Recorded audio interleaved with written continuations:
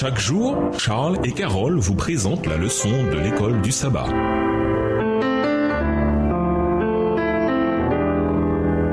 Bienvenue dans votre émission. Dieu nous parle. Nous voilà à la leçon de mardi. Si tu prenais garde aux fautes, Seigneur. Lisons le psaume 130. Comment sont décrites la gravité du péché et l'espérance pour les pécheurs? Psaume 130. Cantique des degrés du fond de l'abîme, je t'invoque ô Éternel. Seigneur, écoute ma voix. Que tes oreilles soient attentives à la voix de mes supplications. Si tu gardais le souvenir des iniquités, Éternel, Seigneur, qui pourrait subsister? Mais le pardon se trouve auprès de toi, afin qu'on te craigne.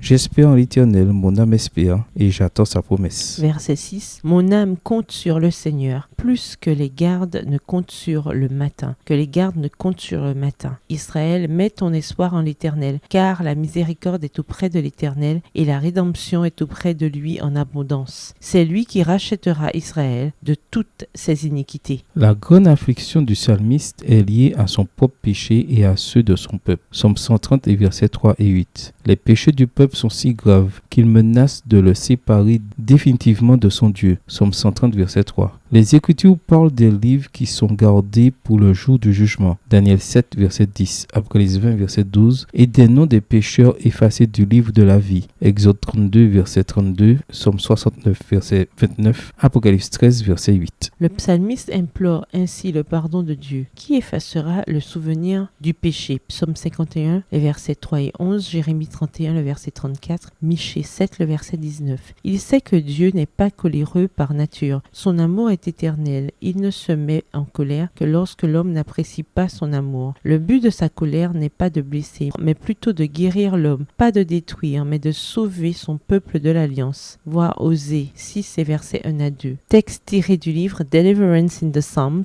délivrance dans les psaumes, écrit par Hans K. Larondel. Chose intéressante, c'est la disposition de Dieu à pardonner les péchés et non à les punir qui inspire la révérence pour Dieu. Psaume 130, le verset 4. Romains 2, le verset 4. Une adoration authentique repose sur l'admiration du caractère d'amour de Dieu et non sur la crainte du châtiment. Les enfants de Dieu sont appelés à attendre le Seigneur. Psaume 27, verset 14, Psaume 37, verset 34. En hébreu, kawa, attendre, signifie littéralement étirer. C'est aussi la racine du mot hébreu qui signifie espérance. Ainsi, attendre le Seigneur, ce n'est pas s'abandonner à des circonstances misérables, mais c'est plutôt un étirement plein d'espoir ou une ardente anticipation de l'intervention du Seigneur. L'espoir du psalmiste est enraciné non dans son optimisme personnel, mais dans la parole de Dieu. Psaume 130, verset 5. Attendre fidèlement le Seigneur n'est pas vain, car après les ténèbres de la nuit vient le matin de la délivrance divine. Voyez comme le plaidoyer personnel du psalmiste devient celui de toute la communauté. Psaume 130, les versets 7 et 8. Le bien-être de l'individu est indissociable de celui du peuple dans son ensemble. Ainsi, on ne prie pas seulement pour soi, mais pour le groupe.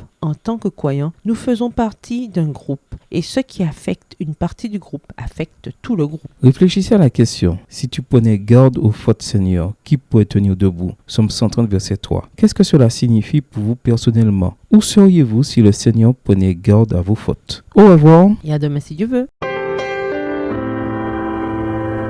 Dieu nous parle. Chaque jour, Charles et Carole vous présentent la leçon de l'école du sabbat.